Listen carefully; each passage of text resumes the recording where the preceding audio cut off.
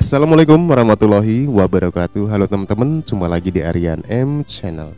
Oke, buat teman-teman yang klik video ini, saya harapkan mudah-mudahan teman-teman masih dalam kondisi sehat walafiat. Dan jangan lupa dukung channel ini dengan cara like juga subscribe. Oke, teman-teman ya, kita berbicara sejarah Malaysia dan Indonesia.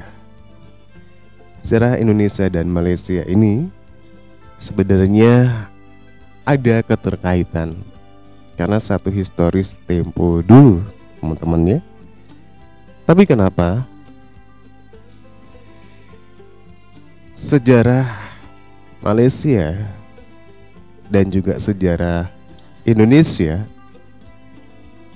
apa yang diungkapkan oleh para sejarawan itu selalu berlawanan, teman-teman ya. Ini tidak lain hanya untuk mengangkat kebesaran ya dari suatu peradaban sejarah di masing-masing negara. Demikian juga Malaysia. Ketika kita berbicara sejarah di Malaysia, ini sangat berbeda, sangat berlawanan sekali dengan sejarah-sejarah yang ada di Indonesia. Ya, kenapa demikian? Ya inilah ya, untuk mengangkat sejarah yang ada di Malaysia saja ya, untuk diangkat agar mereka bisa diakui bahwa sejarah mereka ini satu sejarah yang mengandung peradaban yang sangat luar biasa. Dan kali ini saya akan mengajak teman-teman untuk melihat satu video ya yang mengkantor ya dari pendapat Profesor Malaysia, satu video dengan judul "Benarkah orang Jawa berasal dari Melayu?" Oke, seperti apa videonya? Kita akan lihat ya. Tapi Jawa dia tak buat Melayu, kan? Marah orang Jawa kalau kita kata dia Melayu, kan? Sebenarnya dia tu Melayu. Dia memang ada daripada campak, kita tahu cerita, tapi dia tak nak mengaku. Sebab kenapa? Kerana sistem pendidikan mereka begitu di sana. Kita tidak salahkan mereka, tapi sebagai pengkaji kita tahu apa yang benar. Jadi, Assalamualaikum warahmatullahi wabarakatuh. Beredar video dari seorang profesor Malaysia yang menyatakan bahwa orang Jawa adalah berasal daripada Melayu. Sebenarnya konsep ini disebut dengan alam Melayu. Dunia Melayu atau alam Melayu adalah sebuah konsep atau ungkapan yang telah digunakan oleh berbagai penulis dan kelompok dari waktu ke waktu untuk menunjukkan beberapa gagasan berbeda yang berasal dari beragam penafsiran Melayu, baik sebagai suatu kelompok etnis, sebagai kategori ras, sebagai kelompok bahasa atau sebagai kelompok budaya. Namun, konsep alam Melayu, jika kita kaji lebih lanjut, maka istilah ini masih sangat kontroversial di luar wilayah berbahasa Melayu, dan karena itu dianggap bermuatan politik dan tidak bersifat budaya, artinya bukan murni budaya. Nah, jadi konsep alam Melayu yang digembar-gemborkan di Malaysia sebenarnya bermuatan politik atau ada tujuan politik tertentu. Juga, mengapa kita orang Indonesia tidak pernah diajarkan konsep alam Melayu ini? Dalam video tadi, Profesor Dr. Soleha Yaakob seolah-olah menyatakan bahwa pendidikan kitalah yang sebenarnya keliru. Namun, sebelum membahas tentang perbedaan sejarah penduduk Nusantara antara Indonesia dan Malaysia, mari kita kaji terlebih dahulu bagaimana tahapan orang-orang yang datang ke tanah Nusantara ini. Penduduk Indonesia terdiri atas 1.340 suku, yang tersebar di seluruh wilayah Indonesia. Orang Jawa dan orang Batak menempati urutan pertama dan ketiga dengan jumlah populasi terbesar. Secara umum, suku-suku di Indonesia berasal dari dua subras, yaitu Proto-Melayu dan Deutero-Melayu. Teori ini disebut sebagai teori dua gelombang. Orang Jawa merupakan keturunan subras Deutero-Melayu, sedangkan orang Batak merupakan keturunan Proto-Melayu. Berdasarkan Wikipedia, dijelaskan bahwa Proto-Melayu sering juga disebut sebagai Melayu Tua, yaitu istilah usang untuk menyebut ras Malayan Mongoloid gelombang pertama, dari dua gelombang migrasi yang dulu diperkirakan terjadi dalam pendudukan Nusantara oleh penutur bahasa Austronesia. Mereka masuk diperkirakan pada tahun 2500 sebelum Masehi.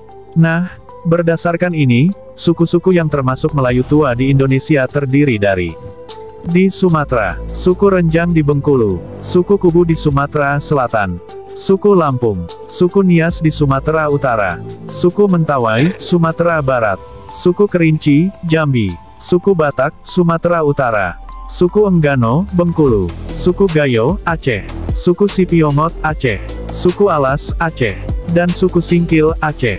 Di Kalimantan, suku Dayak, Kalimantan. Di Indonesia Tengah, ada suku Toraja dari Sulawesi Selatan, suku Minahasa dari Sulawesi Utara, suku Sangir dari Sulawesi Utara. Melayu Detero atau Melayu Muda adalah istilah usang yang pernah digunakan untuk populasi yang diperkirakan datang pada gelombang kedua setelah gelombang pertama dari Melayu Proto. Populasi ini datang pada zaman logam, kurang lebih 1500 sebelum Masehi.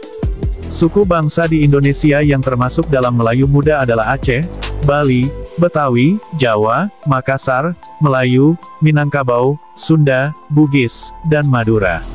Kalau pendidikan di Indonesia kita mengenal istilah Austronesia, untuk menyebut ras kelompok manusia yang mendiami wilayah Nusantara, setelah sebelumnya diisi oleh ras Melanesia.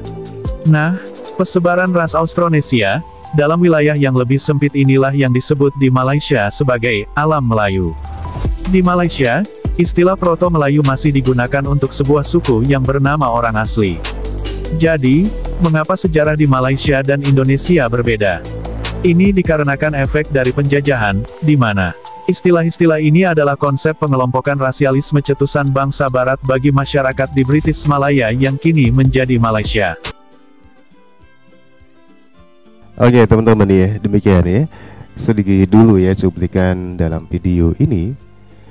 Kita bisa ambil kesimpulan bahwasanya profesor-profesor di Malaysia ini dia menjadikan referensi dari sumber-sumber British ya, sebagai patokan untuk statement-statement dia tentang Melayu, tentang konsep Melayu. Nah inilah yang selalu berlawanan dengan sejarah ya yang ada di Indonesia ya. Konsep alam Melayu itu sendiri oleh para arkeolog telah disimpulkan bahwa tidak ada dasar arkeologis yang berarti yang menunjukkan adanya perbedaan antara Melayu Proto dan Melayu Detero, sehingga teori ini secara resmi tidak lagi diakui penggunaannya. Nah, di Indonesia kita mengenal sebutan bangsa Austronesia atau suku-suku penutur bahasa Austronesia, yang adalah sekumpulan etnolinguistik atau gabungan berbagai etnis besar di benua Asia, khususnya Asia Tenggara, sebagian Oseania dan sebagian kecil Afrika yang memakai bahasa-bahasa dari keluarga Austronesia. Adapun mereka saat ini meliputi penduduk asli Taiwan, kebanyakan kelompok etnisnya berada di Filipina, Malaysia, Timor Leste, Indonesia, Brunei, Kepulauan Cocos Keeling, Madagaskar, Mikronesia, dan Polinesia, serta suku Melayu di Singapura, suku bangsa Polinesia dari Selandia Baru dan Hawaii, dan orang non-Papua di Melanesia.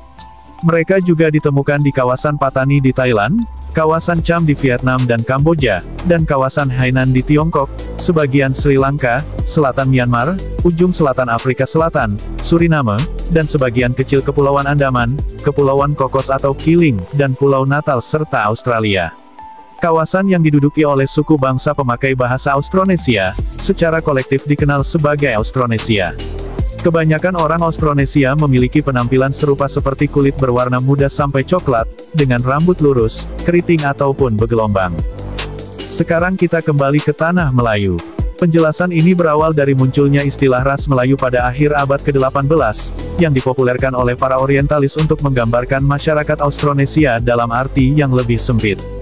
Jadi, masyarakat Austronesia yang terletak di Asia Tenggara inilah yang dimaksud dengan dunia Melayu tersebut, di mana ini telah digunakan sebagai sinonim untuk Sprachraum Melayu, mengacu pada negara-negara dan wilayah berbahasa Melayu di Asia Tenggara, di mana standar bahasa Melayu yang berbeda adalah yang utama, bahasa nasional atau variasinya merupakan bahasa minoritas yang penting, mencakup Brunei, Indonesia, Malaysia, Singapura dan Thailand Selatan, dan kadang-kadang digunakan secara bergantian dengan konsep Kepulauan Melayu dan Nusantara. Nah, di Wikipedia dijelaskan bahwa penutur bahasa Melayu, yakni masyarakat dan negara yang menggunakan bahasa Melayu atau Indonesia sebagai bahasa ibu mereka, atau mengakuinya sebagai bahasa resmi, berjumlah sekitar 330 juta orang, yang diproyeksikan pada tahun 2025. Nah, jadi inilah alasan mengapa Malaysia menyebut bahwa penutur bahasa Melayu berjumlah lebih 300 juta penutur, sebagaimana berita berikut. Ya, bahasa Melayu kini diangkat sebagai bahasa kelima terbesar di dunia dengan lebih 300 juta penutur. Malah seawal kurun ke-15, dinasti Ming di China telah menubuhkan Jabatan Bahasa Asing dengan bahasa Melayu sebagai komponen utama. Beberapa tenaga pengajar pengajian bahasa Melayu di Beijing Foreign Studies University BFSU yang ditemui juga mengakui bahasa Melayu bukan saja indah pada bahasanya, malah makin mempunyai nilai di mata dunia. Dan, seperti yang telah dijelaskan sebelumnya, bahwa konsep dunia Melayu, itu bermuatan politik. Penulis modern dalam studi Melayu seperti Vivienne Wee, dan lainnya memberikan definisi yang lebih sempit, sehingga mereduksi konsep tersebut menjadi bidang politik dan budaya. Vivienne Wee menjelaskan bahwa konsep tersebut merupakan konfigurasi ruang atau keterkaitan antara satu ruang dengan ruang lainnya secara menyeluruh atau kompleks, yang dihasilkan dari pola rangkaian kesatuan politik yang disatukan oleh sejarah Melayu, yaitu silsilah kerajaan tertentu. Wilayah non-Melayu lainnya adalah wilayah yang penguasanya tidak mengklaim dirinya sebagai bagian dari pohon silsilah tersebut. Misalnya, Aceh terletak di ujung utara daratan Sumatera, namun para penguasanya ternyata tidak mengklaim diri sebagai bagian dari silsilah Melayu. Dan memang secara umum Aceh tidak dianggap sebagai bagian dari alam Melayu. Sebaliknya, baik teks asli maupun asing menunjukkan bahwa Aceh, seperti halnya Jawa, adalah musuh sejarah alam Melayu. Oleh karena itu, menempatkan diri di alam Melayu berarti memperoleh keanggotaan dalam jaringan aliansi politik tertentu. Jadi guys, inilah bantahan terhadap argumen Profesor Malaysia tadi, yang menyatakan bahwa Jawa adalah Melayu. Dan sekaligus klarifikasi bahwa pendidikan kita telah mengajarkan sejarah yang benar, yang bertentangan dengan konsep alam Melayu. Oke teman-teman ya, demikian ya bantahan pendapat ya dari profesor ini, bahwasanya konsep alam Melayu yang ada di Malaysia yang sering digaungkan oleh para profesor sejarawan Malaysia ini sebenarnya hanyalah bermuatan politik teman-teman ya. Dan sering ya kita mendengar ya bagaimana profesor Malaysia mendefinisikan apa itu Melayu. Dan satu lagi, ini sangat bertentangan dengan definisi yang ada di Indonesia.